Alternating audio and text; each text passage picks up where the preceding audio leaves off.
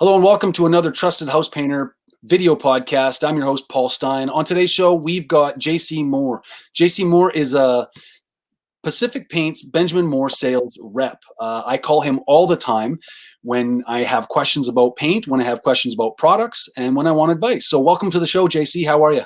I'm great, Paul. How you doing? I'm really good. I just landed a job, and let me tell you about this job. What I want from you is some advice on what products to use. Is that okay? Yeah, perfect. Excellent. So I just landed a job. It's a kitchen job, and she wants her ceiling repainted.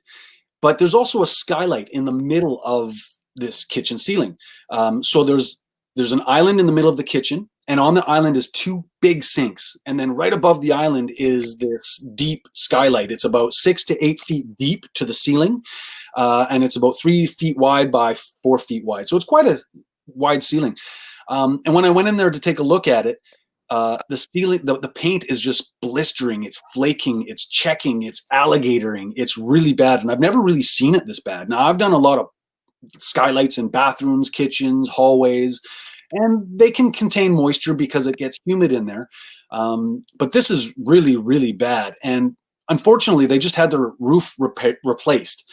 And they're not going to put in a little vent at the top that's going to air it out, unfortunately. So they need a product that's going to help reduce the moisture content. So what do you recommend that I do? I don't know if you need to know it, like how I'd prep or not, but what would you recommend? Yeah, typically I always ask kind of what your approach is going to be, Paul, and then I'll take it from there. What are you planning to do?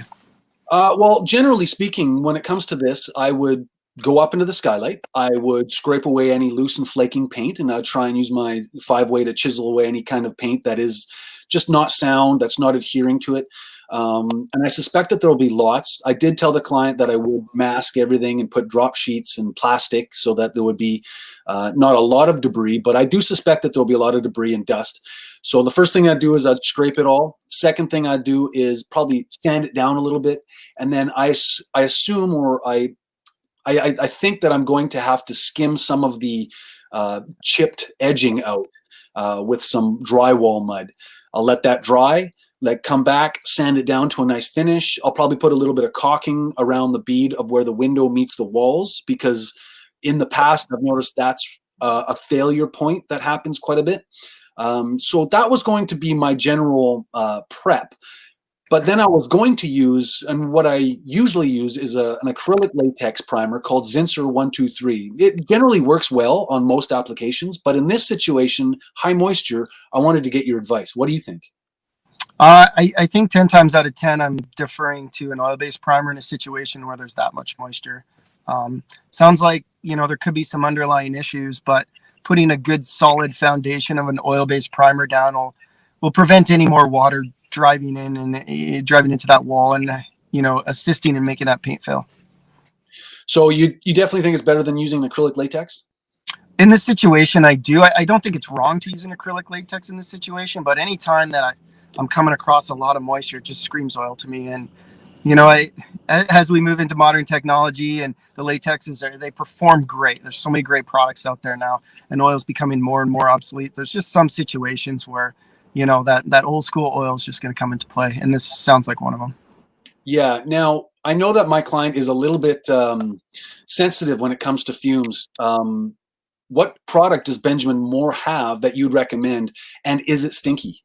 Yeah. So we'd recommend PrimeLock in this situation. I've used it myself in a similar high moisture situation. You're never going to really get away from the oil smell, even with an odorless oil primer. It's always going to be there. It's going to have a scent. What I can tell you though about PrimeLock, if you were to compare it to say like a Zinsser product like Cover Stain, it has about 100 grams per liter less of zero VOC. And another bonus to that product is it's higher volume solids. So you're leaving more on the surface after evaporation. I see. That's great information. So, and I'm sure my client will understand that being in a skylight where there's no ventilation, the only way for the fumes and everything to kind of exhaust out would be back down through the skylight into the room. So I will have to tell them that there will be some fume, and I appreciate you telling me that. Now, is it advisable to put a second coat of primer just to seal that down, or is that not necessary? Uh, Generally, most situations, I don't feel like it's necessary if you're going to get a good solid base down. But once you pop up into that skylight there, I think you're going to really notice what type of damage is on that wall, and if that is a definitely a high moisture content wall, or a little space there, you'll know. I think you'll get a gut feeling being an experienced painter if you should maybe just spend the time while you're up there to put another coat on, just to make sure you got a really good seal. And do you recommend, like, does this product that, okay, what is the product that you recommend, this exact product? What's the name of The it? exact product's called Prime Lock. It's from our INSL-X line of primers that Benjamin Moore has. Okay, and you can find that at any retail store? Any Benjamin Moore store, yeah. Okay, and does that go directly over like drywall mud and drywall and the previous paint coating? Yeah, it's essentially a multi-purpose oil. So your oil version of a multi-purpose water base. Awesome. So I got it. I'm going to use that product to seal it. I might even put a second coat just because I'm up there. You might as well, I don't know. I'm thinking I'll see how it is when I'm up there and to see if it's actually needed. So once I do that, how long do I need to wait until I can apply the first coat of the paint? You're going to want to wait 2 to 4 hours, but I think it's going to depend on the environment. If it's high moisture up there, it may remain tacky for longer. If you can't force any air up there, if it's hot in there, it may be a little quicker. But I'd give it at least 2 and then check it out and see where you're going from there.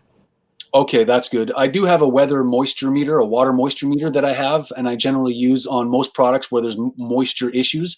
So I will go up there and I will test it. And if it is above the 15% humidity rate, then I probably will wait until it lowers. So that's good advice. I guess onto the paint now. What paint would you recommend from Benjamin Moore that will be the best solution for this client so that it doesn't flake and it reduces, or it helps reduce the moisture in that? What product would you use? The one off the top of my head is going to be the Aura Bath and Spa. Not only because it's going on a ceiling in a high light reflection area, it comes in a matte finish. It actually only comes in a matte finish, but it's designed to handle moisture, mildew, all the funky stuff you're going to get with water. Okay, so what's the difference, I guess, what's the difference between that and just your regular flat ceiling latex? You're going to get the mildicides and the fungicides, and you're also probably in a higher end product, so you're going to have more durability. You're also going to get nicer design out of that. You're going to get better color development. If you've chosen a Chantilly lace or a Simply White, you're going to get a color that's true to form and not dirty chalky. So. Okay, well, that's pretty good advice. I don't think I have any other questions. Would there be any recommendations that you have that while I'm up in there, just basically the INSL-X product and then the top coat, 2 coats of the or a bath and spa? Yeah, that's a good approach. You may want to look up close to the skylight and see if you can put a bead of caulking or a paintable silicone or something like that, just to make sure that nothing's seeping into that drywall, continuing to help to create failure up there. Yeah, and considering what it is and looking up in the skylight and seeing the amount of failure that has happened, I have no doubt that it's from the heat and the steam of the sink going right up into the skylight, being trapped, and that moisture not going anywhere. How long do you think I should wait in between coats? Should I wait a full day or just do what the product recommends? Again, it's going to be environment dependent. Typically the notes on a data sheet are just going to be average based on, most of the time, 25 degrees, your typical painting environment. But I think you could probably get 2 coats of paint in a day in both cases. If you were going to do 2 primers, you could potentially do 2 in one day. You could do 2 coats of paint in a day. But putting them all in one day, that's pretty recommended. Don't do that. Yeah. Okay, so for summary, I really appreciate you taking the time to talk with me here in your car, and it's really awesome that we have the technology to do this and help people out understand the same products that I'm dealing with. So let's just recap. What primer would you use? What is the name, and can you buy it at any Benjamin Moore store? Prime Lock by INSL-X. Yes, you can buy it at any Benjamin Moore. Okay, and what was the product you would recommend to apply? Or a bath and spa.